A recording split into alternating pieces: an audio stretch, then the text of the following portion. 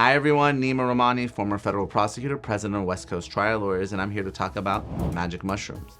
The reason I'm talking about it is because of a recent case where an off-duty Alaska Airlines pilot tried to crash a plane. Fortunately, no one was hurt, but he's being charged with 83 counts of attempted murder. So I want to talk a little bit about mushrooms or shrooms or psilocybin, what the law is, both at the federal level and the states, and how it affects this particular case.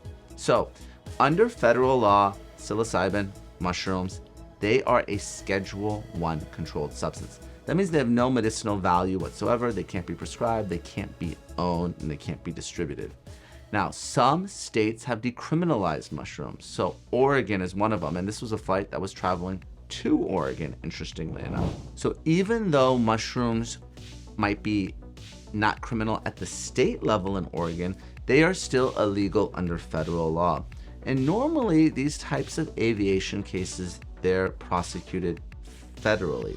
But because prosecutors wanted to be aggressive, they decided to charge him stateside with attempted murder. Now, under Oregon law, each count of attempted murder is punishable up to 7.5 years in jail.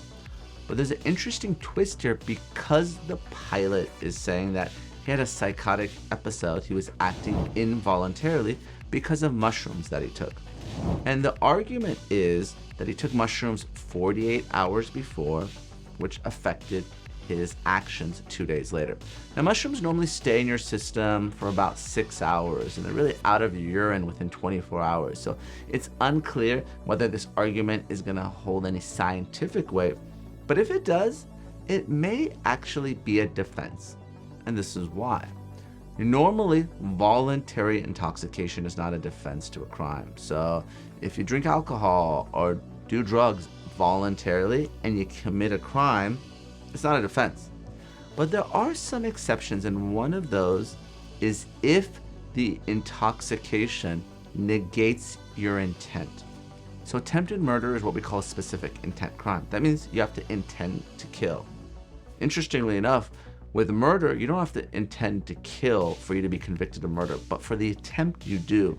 So if the pilot can prove that really he was under the influence of drugs and he didn't intend to kill, that would actually be a defense to the murder charges in the case. I think because of this issue, I think it's unlikely that mushrooms are going to be legalized in my home state of California. It was something that was put before Governor Newsom. It was passed by the California state legislature, but he vetoed it. A lot of people thought that he did so because he's looking to potentially run for president in 2028, and this is something that isn't necessarily popular nationwide. But certainly with this event, if it was indeed caused by mushrooms, and I'm not saying it is, and there'll probably be experts that say it wasn't, I think it is gonna be a step back for those that want to decriminalize psilocybin. Thanks for watching, everyone. Please make sure to like, subscribe, and ring the bell for notifications.